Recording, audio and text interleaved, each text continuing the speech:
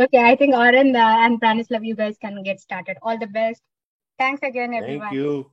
Thank you very much, and I would like to thank everyone for joining us today. Today we will mostly talk about our cloud offering. So, what's your cloud transformation strategy for OpenLM? And we will try to raise some question and show what is our how does our solution works. So Branislav will do most of the heavy lifting presentation. I will try to assist. So Branislav, can we move to the next slide, please? Yeah. I'm sorry. What happened? There we go. Yeah. You're the presenter. So this was the same idea, and let's talk a bit about our cloud offering. How does it look? So next slide, we have a small visualization, and the point it's not an architecture slide, but what we wanted to show here, and I wanted to focus on, is on the connectivity of the OpenLM system. It's the same when on premises or on the cloud, but when we are talking on the cloud, it's very impressive. So basically, OpenLM connects to many endpoints within your organization. So if we try to go over it quickly, so the first thing is the security. It's mostly important, and OpenLM can connect to your own identity system. Doesn't matter how you implement it. If you have some kind of commercial identity solution, or you're using Microsoft directory solution, whatever you're using, we can connect with it, synchronize, and actually we are based on the identity of the system, which is very important. We're not duplicating things. Definitely you can use ours. We have an identity system with the highest security standards, and you can definitely use ours. The next components actually connect to the, let's start with the directory. So this is the second IT infrastructure, important IT infrastructure we connect with, and we do it in order to gather all the end user data and the groups, the grouping of the user, which is very important for many aspects. And this is the second connectivity, which is very important. OpenLM knows how to connect to many different directories over firewalls, wherever they are. We can connect, we can synchronize the information in a very secure way. Then we want to connect to the licensing data wherever it is. And this comes from the OpenLM Broker. OpenLM Broker is a component that on traditional engineering license servers like FlexLM and other, you just install it on the same license server. So it's a cross-platform software. You can install it on any operating system wherever your license manager is running, and this helps us to get the information from the license server and process it on the cloud. It's need to say it's also optional. We can also remotely get it, but then you lose a lot of capabilities. The next part, and we're showing many different options of an agents that OpenLM is offering. So we have the workstation agent, which is very capable. It can monitor any software you're using, even coming very soon, dongles, and it can monitor different applications and DLL, whatever you need, and even the activity of a cloud applications that you run on the browser. You can choose a different implementation as a browser agent and then get the information from the cloud application. And we have even dedicated application agents.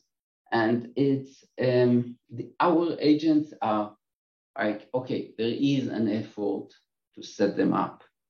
But once you set them up, the value you're getting is very, very high. And that's the important point here. And the last part is, okay, how do we provide our interfaces? So, of course, we have different interfaces and everything is delivered to you, secured. And basically, if you use OpenLM Cloud, based on your policy, you can access any interface from anywhere you might be on the world. So there are no limitations. Most of our interfaces are running on the browser. So what the next one is not related, so it's to you, Branislav.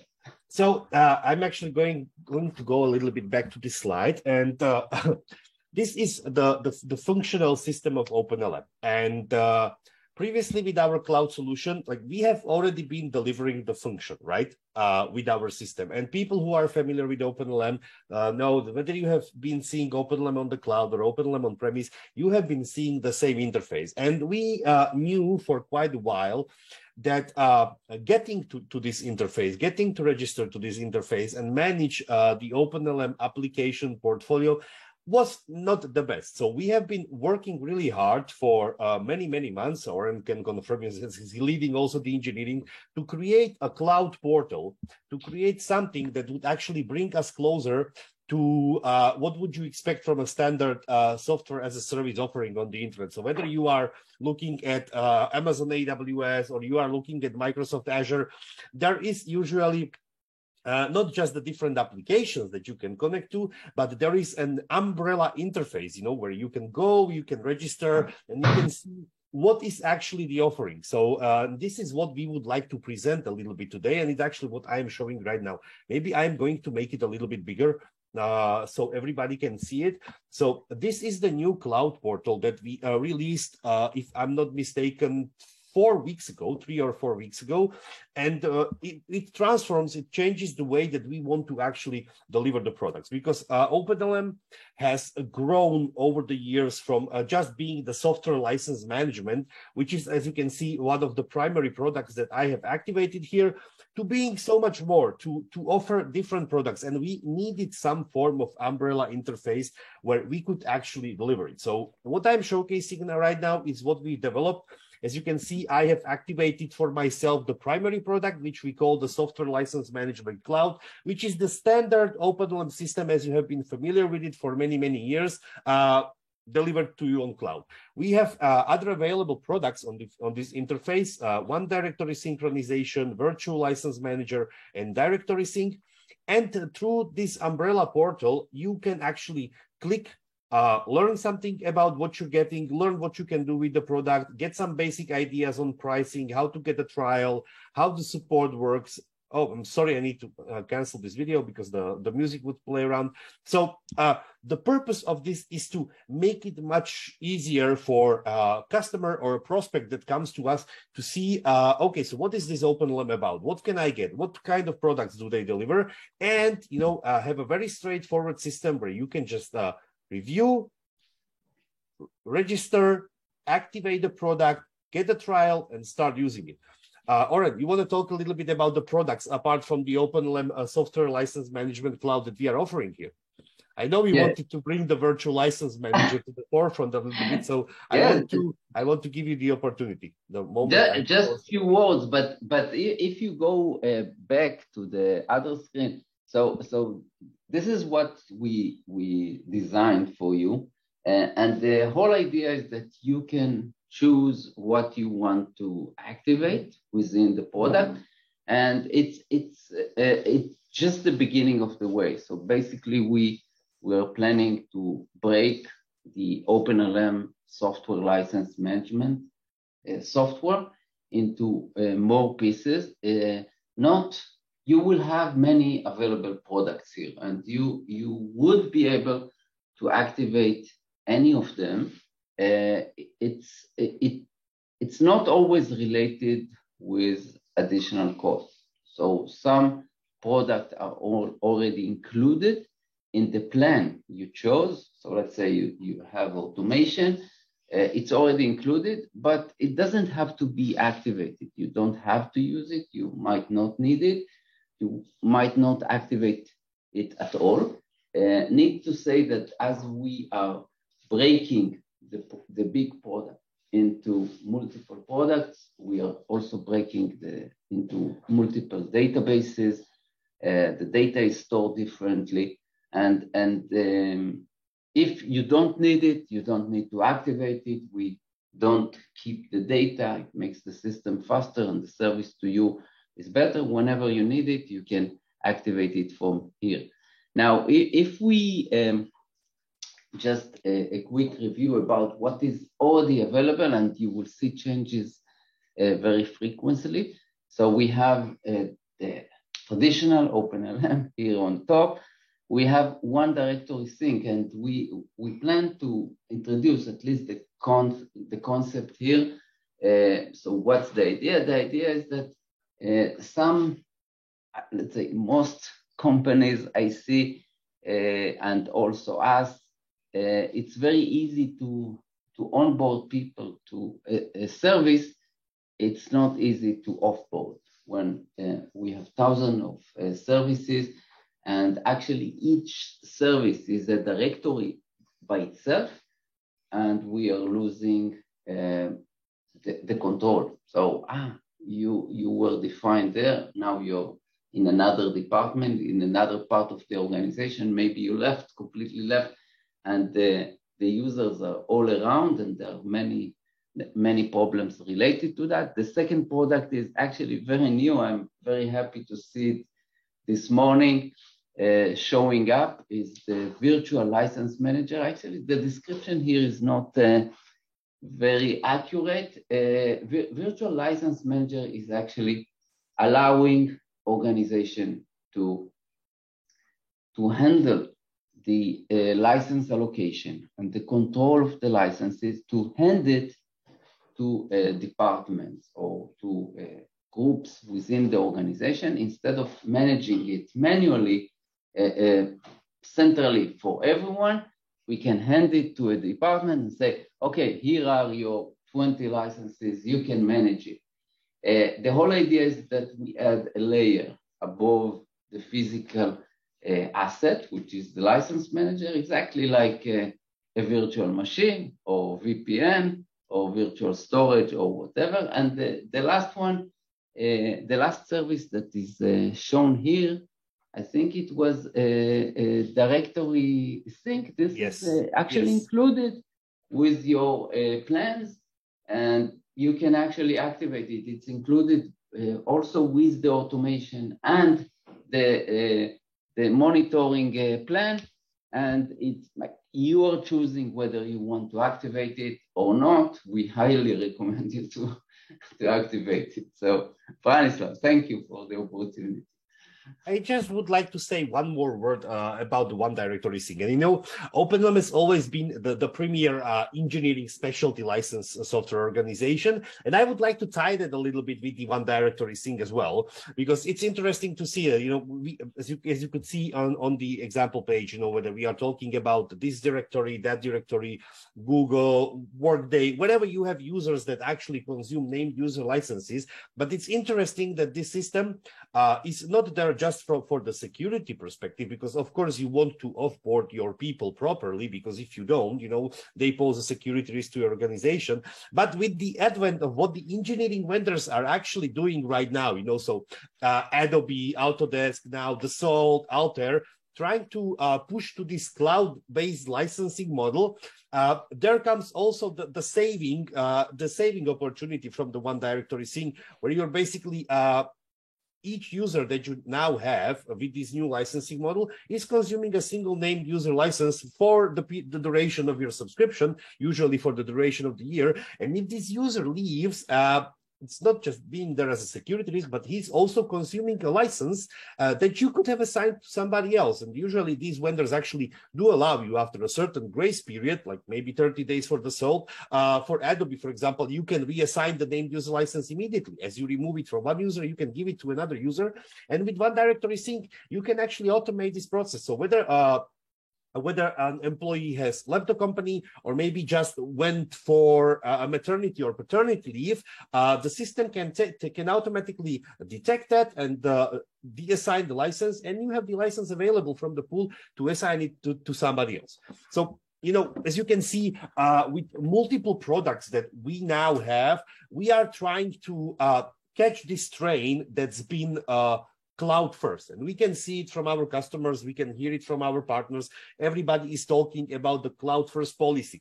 And the cloud first policy doesn't mean just that, you know, I am taking my OpenLM from on-premise to cloud, but it actually is much deeper and is much wider than that. As you can see, every vendor in the world is looking at some way, shape, or form to start delivering the services in the cloud. So, you know, whether it's your license management solution, or it's your license manager, or it's your engineering application, or it's any other application that you maybe are using now, the vendors are trying to find a way to transform this to be delivered as a software as a service or product as a service. And we are, with this pool of products, trying to think of ways of how we can actually help you manage that. You know, so whether you're looking at it from the license utilization perspective or you are looking at it from the security perspective, we are trying to create products that will make it easier for our customers to manage it, to make sense of this whole cloud buzzword that is happening in the world today. Okay, so we have showcased the cloud portal. Now, my suggestion, Oren, would be to talk a little bit about cloud services monitoring. I'm changing the order a little bit, but it makes sense to go from here to the cloud services. So you want to talk a little bit about the cloud services? Yeah, I can always talk. Cloud services. One thing to say is like it's something that is a bit tricky because in many cases it's like a few dollars per user, and one thing, okay, that's not a big expense I have. I have this piece of engineering software costs $5,000, and this one costs $20,000, and it's very expensive. But still, these are a smaller number, but the number of the user is typically very big. And it goes to a big expense, and it comes monthly, and it's something that you would like to invest the right effort in it. So you need to think what is the right effort for each. So we can go to the next slide. I think, okay, the order changed. So, okay, so let's talk about, that's fine. We're talking about 2 stages in the lifetime of the asset, of onboarding, offboarding, and of course, what it is in the middle. So if we go to the next slide, we show, okay, two policies that I see in organization. So in some places, there is a policy, okay, if you are part of this department, this is the arsenal of tools that you are getting, A, B, C, D, regardless whether you're actually utilizing it or not. In the old world where we had engineering licensing and network licenses, it actually makes sense. Okay, so I'm an engineer, I'm in an engineering department, we have, let's say, NX, we're using, I'm assigned a license. I allocated to use the license. Maybe I don't really need NX because I'm right now doing something else. I'm planning a project. I'm not at this stage. I'm not consuming the license. But when we talk about cloud services and the licensing policy is always to allocate the license, it's a subscription, it's a bit tricky because, okay, I immediately get the license. Do I need it? I'm using it? Not always. So it makes sense. The second approach maybe makes more sense. So if you need it, you ask for it, then we activate it. And it's not the end of the way. So because the next stage is to say, okay, how are you using it? And correct me if I'm wrong or forgot anything. I'm saying in cloud services management, there are actually 3 questions we need to ask ourselves, and it should be monitored always. So one is, you allocate the license to someone, is he using it or not? That's the first question.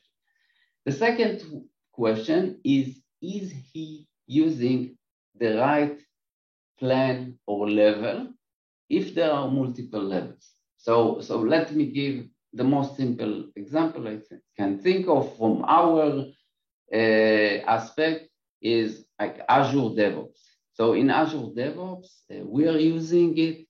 We have a stakeholder, doesn't cost anything, a developer, $6 or $7 per month, and a QA license, which is costing more closer to $100 per month. So the question is, what does this development department member is actually using and utilizing? And the last question is it a duplicate? So sometimes you have the same package that provide the same service, and a user is allocated to multiple services. So that's the third question. Branislav, did I forget anything? No. You explained it pretty well, but I want to further even elaborate on what we mean by cloud services. And this can be any web-based application that you are using right now. So maybe you are using a ticketing system, you are using a CRM system, you are using an ERP system. Like Oren says, you are using Azure DevOps, anything else.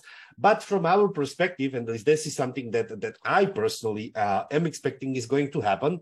And, I like to cross over this again to the engineering world as well, because that's where we came from. And even though we are trying to extrapolate and branch out, we also still want to cover this engineering. And we know that many people in our audience come from the engineering background. So I would like to further elaborate what is probably going to happen. And you can already see this with some of the vendors. Like Autodesk was one of the first that came and introduced AutoCAD through a web browser. So, AutoCAD now, for all intents and purposes, even though it's just the basic version, does function through a web browser.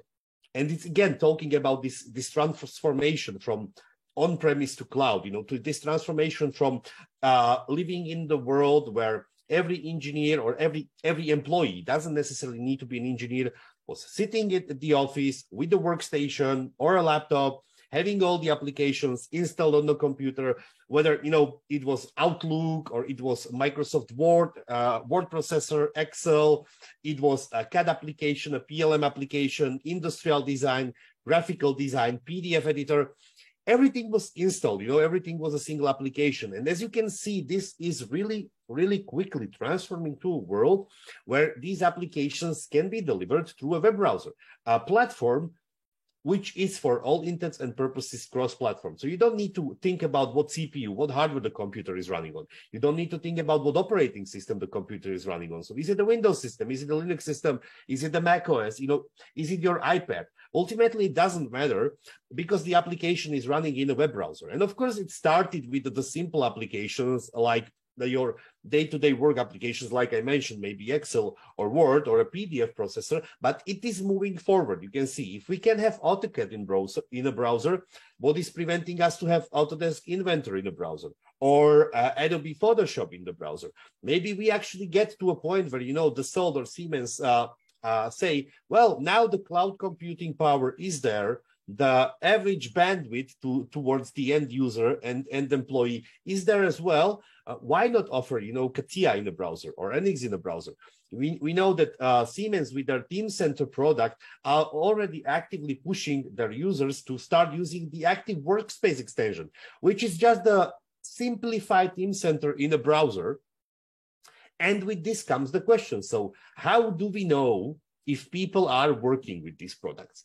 And that's why we have thought about creating this cloud services monitoring that Oren so well presented at the beginning, and asked ourselves, so what can we do? How can we actually see if we can help the organizations, the license managers, the SAM managers track this? And we came up with two solutions, and I'm going to show it in the OpenLM interface as well. But the first question is, how do we get the data? So the first one is by default through the OpenLM agent. The OpenLM agent has grown from its original function to just showcase to the end user what is happening with the licenses through an iteration, where it enabled to start monitoring these executables running on the end user computer. Now it also has the capability, and I have to say a very important disclaimer, only by the license manager defining what needs to be tracked, it can track what is happening with the browser. It can see, if you define a URL, it can see that URL and it can tell you, okay, user is using this web-based application, this cloud service, or not. To further simplify, because we understand, maybe we will get to a point, where we have customers or prospects that don't really need the executable tracking functionality. They just need to see what is happening with the browser. So we have taken it a little bit further and actually developed a browser agent. It's just a browser extension, and I'm going to show it here. As you can see, I have it installed. I'm on my extensions, OpenLM. It can connect now. I don't have my VPN enabled, so it's not connecting, but it connects to the OpenLM cloud the way the normal OpenLM agent would, and it can track what is happening in the browser. It actually can even go and differentiate between whether the browser window that you have opened is active. You are actively working. Like now I'm showing you this presentation. So if I'm clicking in it, the agent knows that and is tracking this tab as an active through this URL. And all the other tabs that I usually have opened, like 80 tabs over the course of the day, it's safely ignoring them.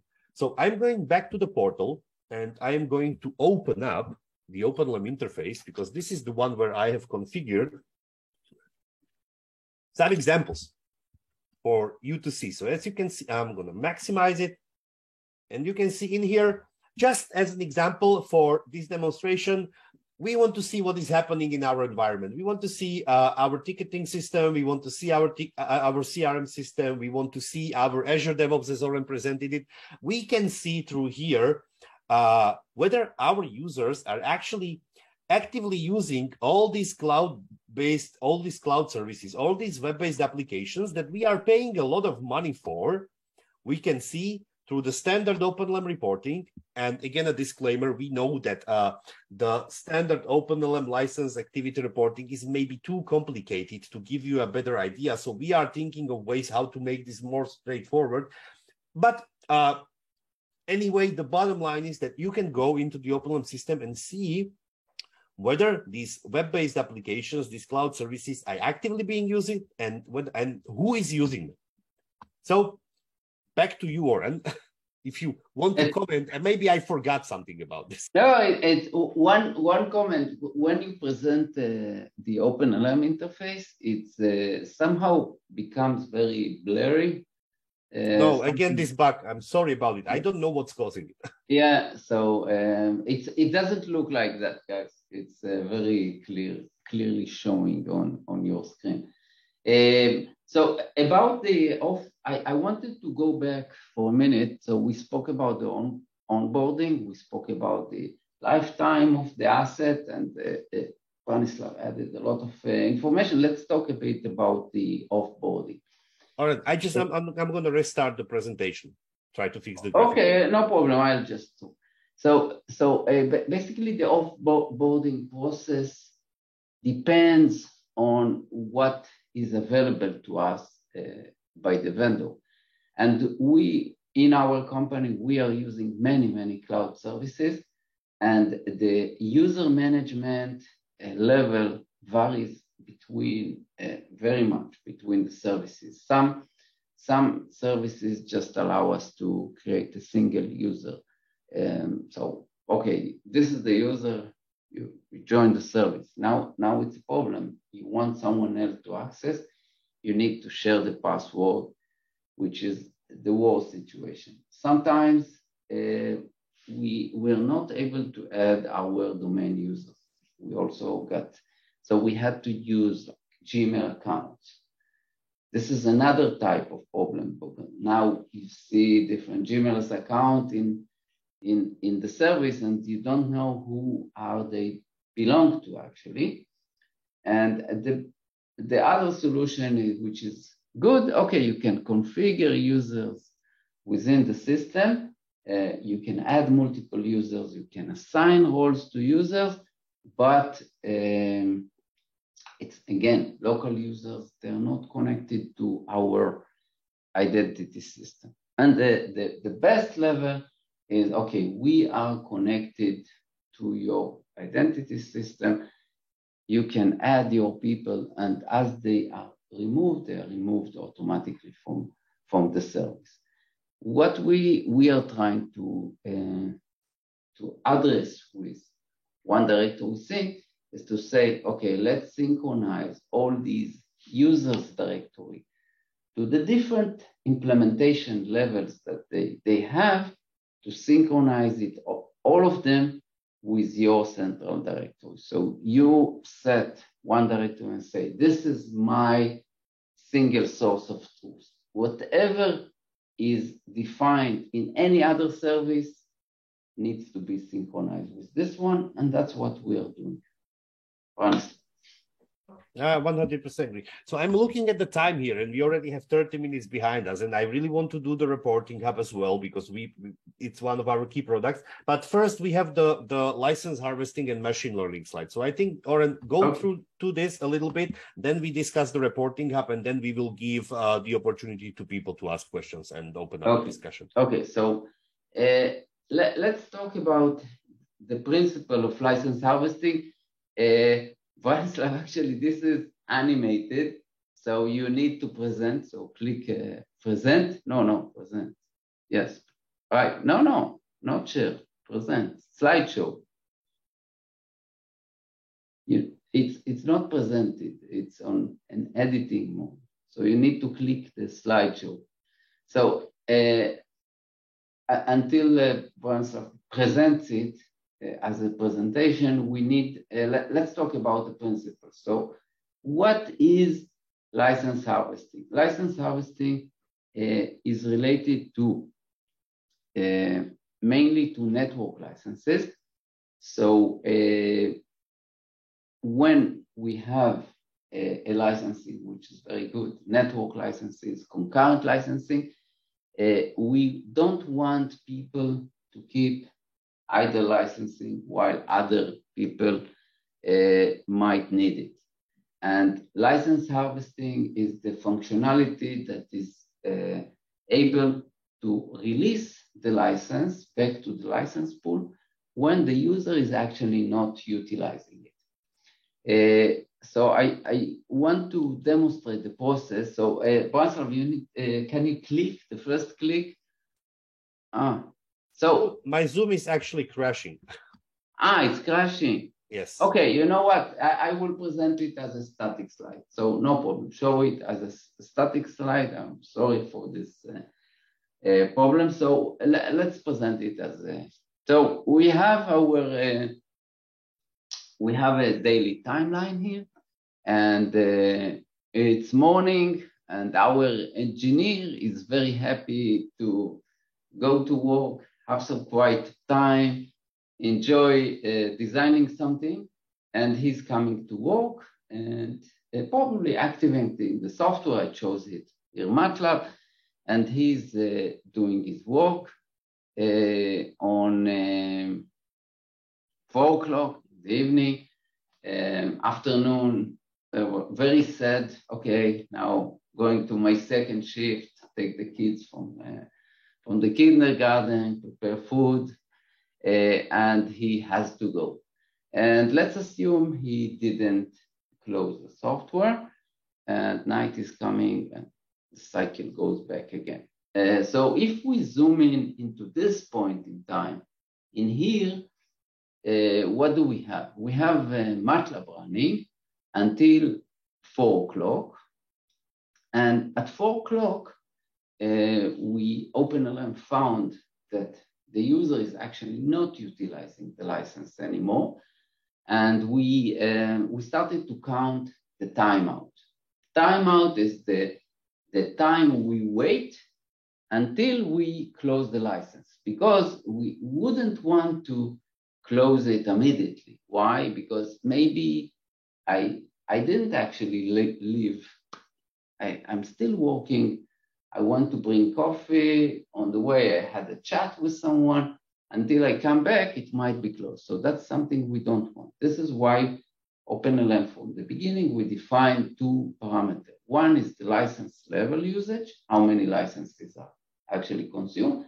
And the second is a timeout that allows users to say, okay, no, we're still using it and we continue to use. But in that case, she left for sure, our engineer, she left, she went home. And we count the idle time. The idle time can be 20 minutes, can be an hour. I've seen different numbers in different organizations. And at this point in time, let's say an hour, 5 o'clock, we harvested the license and it's released. So someone else around the globe can use it, maybe someone else that is in the office now. So next slide, to summarize this part, we use 2 parameters to decide whether we harvest the license or not. One is the idle time, and the second is what is the utilization of the licenses. So just a word about that. Let's say we have 100 licenses. There are, I don't know, 30 licenses available. Maybe I can let people stay idle. I don't care. If I have 95 utilized, there is a risk that the next engineer will try to get the license and won't be able to do that. And in that case, we want to start and close idle session. So now let's go to the next slide and talk about enhanced license harvesting. This is available right now on the cloud. It's not available on premises. And we are again zooming on the end of the day. So this is the process we had. MATLAB was active until 4 o'clock. At 4, the engineer just left, went home. After an hour, we harvested the license. So how can we enhance this process using machine learning? How can we know that she already left for the day and we can harvest the license immediately? What is the gain? The gain is very significant because we can gain almost an hour, depending on your timeout. We can gain the timeout for each session that is happening within your organization. If you think about that, that's a lot of hours. So how did we do it? So this is the machine learning license harvesting. Within the scope of this presentation, we can't get into too many details, but if you go to the next slide, there is a short explanation. So we added another parameter to the equation. So the next parameter is what is the user usage patterns. So basically, we are learning the behavior of each of your engineers. So if you think about that, eventually you come to work most of the time on the same time, you leave on the same time, you have a certain patterns. And what we did, our system is learning these patterns. And based on that, we can take a decision. So if our engineer is typically leaving the office at 4 o'clock in order to get to pick up her children from the kindergarten, then we know that if she is either 4 o'clock in the afternoon, we can close the license. It's not limited to the end of the day. Of course, we measure we calculate the usage patterns using machine learning. We calculate it throughout the day, and we know in any point of the day, we know we can use this data to take a decision. Now, the most obvious question that might come is how do we know it works? We know because we tested it on historical data. So we looked on a huge amount of historical data. We learned the pattern, and we say, okay, the person became idle. We took a decision based on our machine learning model. We took a decision whether we close or not immediately.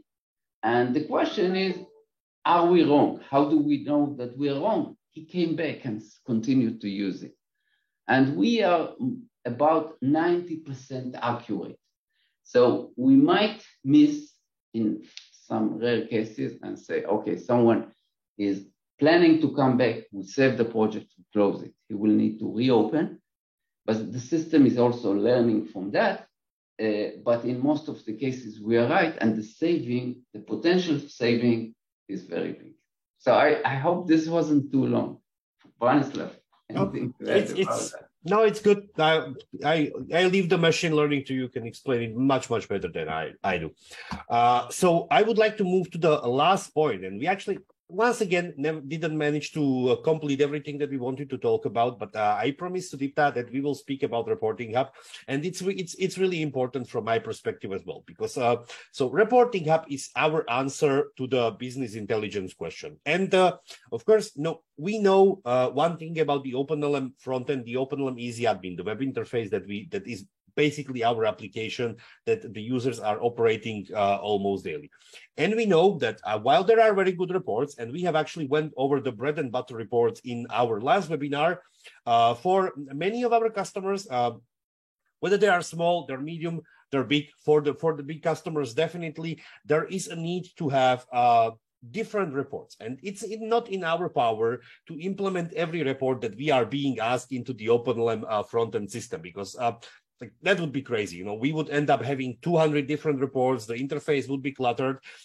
So it's not that we couldn't do it on a technical level, but we don't really want to do it on the customer-oriented level, because that would make the system way too complicated. So the Reporting Hub is our answer to this problematic, because the Reporting Hub, for all intents and purposes, is the answer to the business intelligence. And it gives the customers the flexibility to go ahead and build their own reports. And we have delivered the Reporting Hub on premise for OpenLM for many years now. And we have customers who just use the dashboard that we supply, maybe enhance it a little bit here and there, maybe build a custom-made report that is just working with the OpenLM data. And on the other hand, we have a lot of customers who use this product to do something completely different, not just build different reports based on the OpenLM data, but enhance these reports with other data sets. Mostly this is related to cost, but many of our customers do want to see the OpenLM data correlate with the cost that they are paying for the licenses. And like I said, on premise, this product has been running for many years. I want to show this one slide just to give a basic understanding on how it works on the technical level. So on the technical level, to the left, we have the OpenLM server that is gathering data from the OpenLM brokers, agents, summarizing everything and storing it in the OpenLM database. Whether you choose to use MySQL, MariaDB, MS SQL, it doesn't really matter in the end.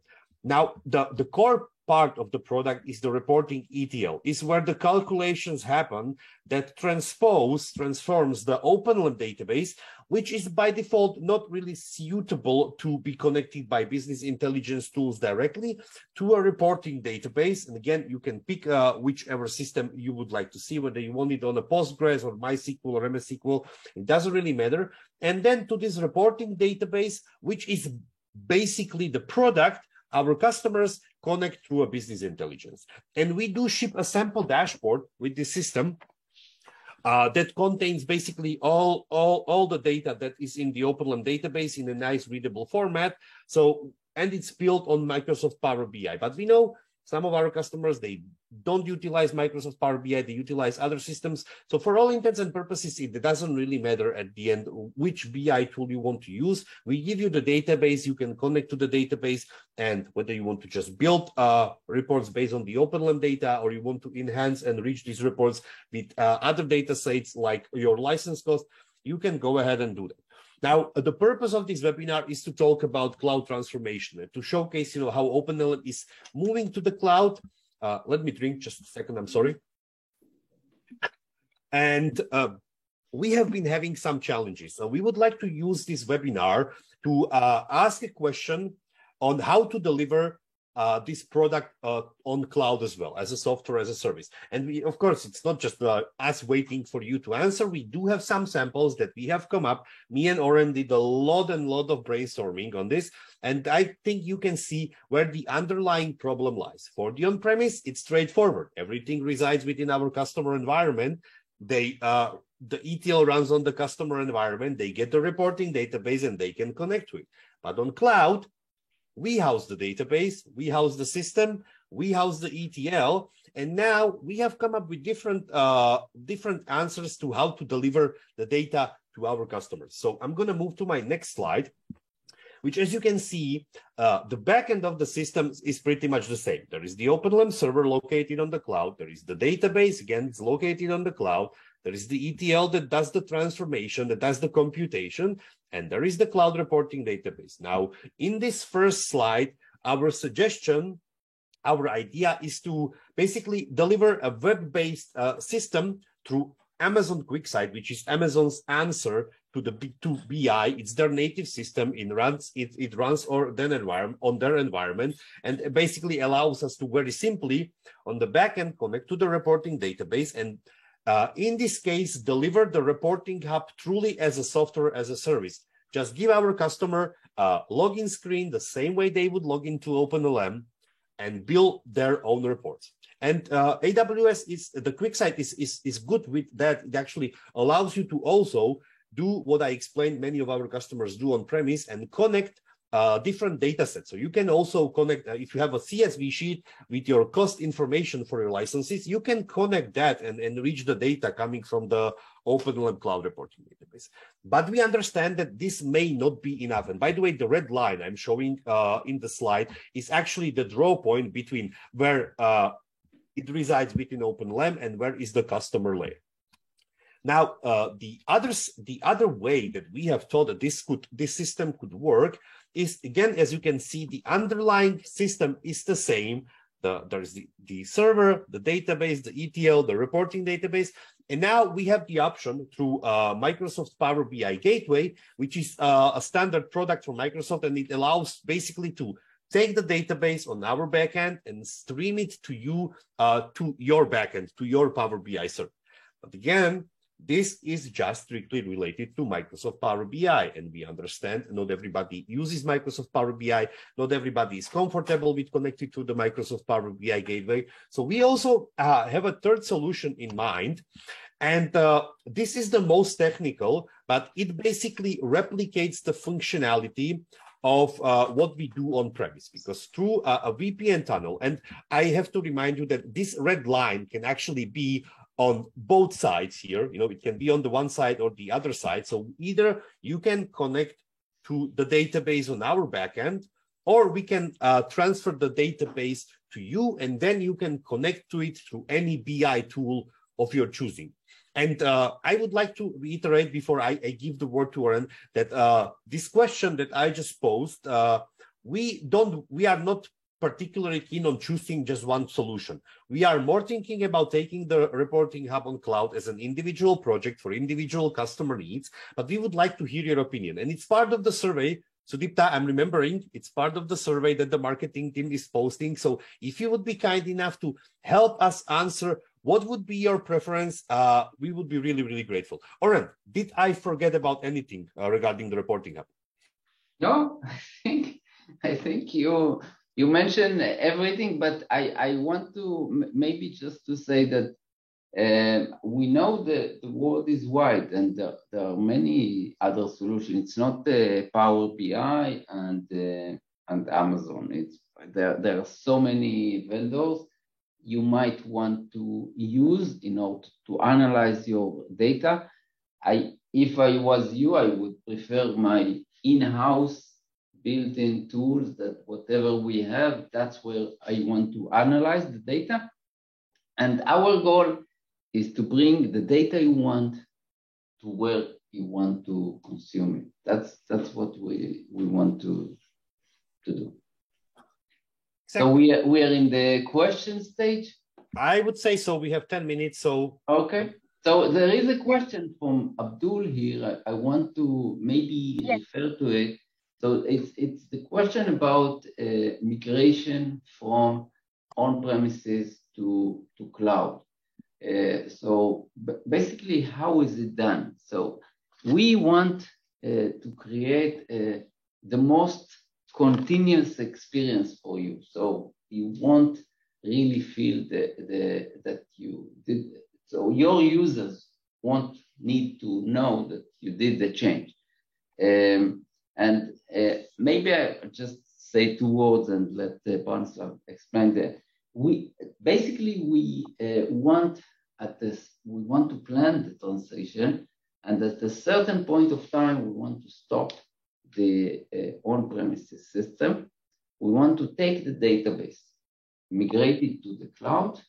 We are starting the cloud system, not yet receiving the data, but we will generate access key for your brokers. We go to the broker machine, we put the access key, we tell the broker, now you send the data to the cloud, and we start it. And the data you might lose should be minimal this way. Branislav, correct me if I'm wrong. No, you are completely right. Like we could probably in theory even do completely seamless transition, but realistically we are looking at maybe 1 hour gap of data, even less than that. So if you think about it, you are measuring months, maybe years with your OpenLM, so it's really not that noteworthy. And we are striving to do a seamless transition. Now I want to say one more thing about this, because there are 2 ways that we always discuss this, and I can tell you it's like 75 to 25 with the customers that are interested in migrating from the cloud. And I always like to say that I've been a customer of OpenLM before I have become an employee and or a partner in crime in here. So I know what's happening at the customer level pretty well. And I can tell you from experience, and it's not just me, it's many of our customers, you get OpenLM and you are excited now. You want to monitor everything. You start with the big applications, then you add the small applications. But it's highly likely that over the course of the years you build a system, you probably are not looking at every license manager that you define. At least you're not looking at it in a deep enough manner. It's probably you are doing a deep dive on the primary applications, on the big cost spenders, etc. So while we of course do offer to take the database and migrate, and it's our preferred way, I have to say that we had some customers who expressed the interest to actually use the migration as a sort of a cleanup. And since you can actually run 2 OpenLM systems side by side, the OpenLM broker does allow you to stream the data to 2 different systems. We have customers who expressed interest to basically run the systems in parallel for a certain grace period, 2-3 months, and then shut down the old system, just keep the database backed up if they ever need the historical data, but start on the cloud clean, just really only define the license managers that they are using instead of cluttering it. But like I said at the beginning, we do support both options. So whether you want to, get rid and clean the system a little bit, or you just prefer to take the database and migrate it, we can do both. And realistically, and I'm using some buffer time for myself, but let's say we can do the migration in a 24-hour window from you stopping your system, backing the database, letting it to us upgrading it and transposing it so it actually fits the cloud system. We can do it within a 24-hour window. So it's not really complicated. And maybe one word to say, all the functionality that is available for on-premises installation is available on the cloud. We don't have any gaps everything is available. You can synchronize your directory, you can have OpenLM agent, you can do all the functionality is there. There is another question I see from Rufus, is how do we interface between ServiceNow and OpenLM? There is an interface, and it's straightforward to use, but let's talk about the principle.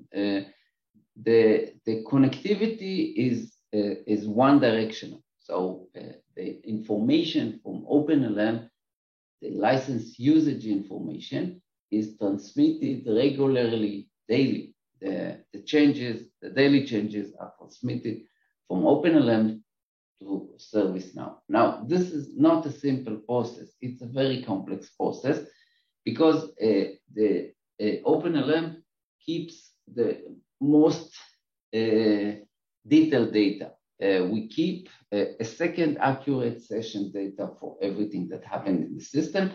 That's not the way ServiceNow is working, and we need to do a very significant work of processing data. It's actually an ETL process, a very big one, that reduces the data to the format needed by ServiceNow and sending there.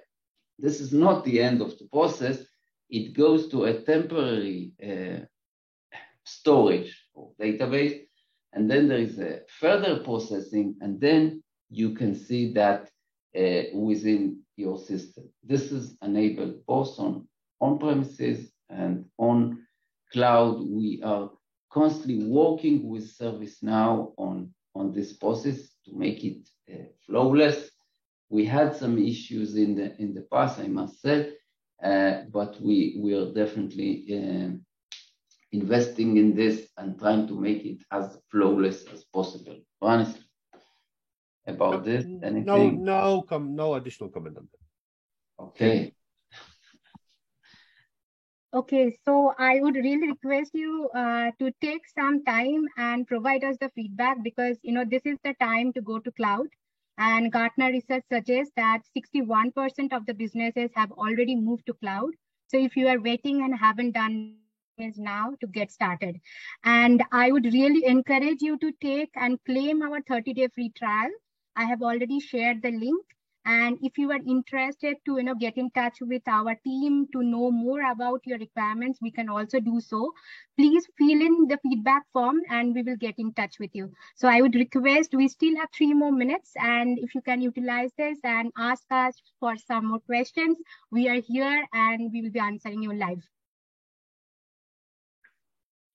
I would like to thank everyone for taking the time and spending this time with us. Thank you for listening. Thank you for being with us. Thank you.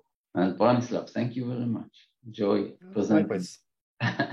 Yeah, thanks to Oren and Branislav. Yeah, we were able to finish all the things on time, and we are still having some more sessions. So, and it's getting streamed live. So I do see a lot of people are watching us on LinkedIn and also on the other social media channels. Yeah. Thank you, Sudipta, and thank you, Ibrez, for preparing the presentation. Thank you. Thank you. We have 2 more minutes, Oren. Maybe we can just check. Anyone you want to talk and raise your hand and ask questions. We still have 2 more minutes and we can still discuss. And I have also shared a few brochures, and as a free gift from this webinar, I've shared a white paper that's completely free. Download the form, white paper form, and claim it. It's yours. So yes, let's wait for 1 quick minute and then we will be ending this session.